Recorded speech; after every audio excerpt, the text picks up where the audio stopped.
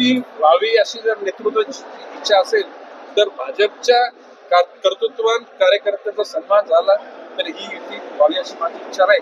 परंतु कार्यकर्त्याचा सन्मान नाही झाला तर युती होऊ नये यासाठी मीच आग्रह करतो. तुम्ही आजही ठाम आहात की भाजप चाच वापर होणार याच्याविषयी कुठलीही कॉम्प्रोमाइज नाही आणि ती उद्याला युती झाली तरी सुद्धा भाजपचाच होणार आणि युती नाही झाली तरी भाजपचाच होणार. दादा प्रत्येक पक्ष- एका नुकत्याच भारत जनतेला नवी मुंबई कोणाची आहे मी सांगायची गरज नाही. उद्याला अमेरिका आमची आहे असं बोललो तर चालणार आहे का? चला.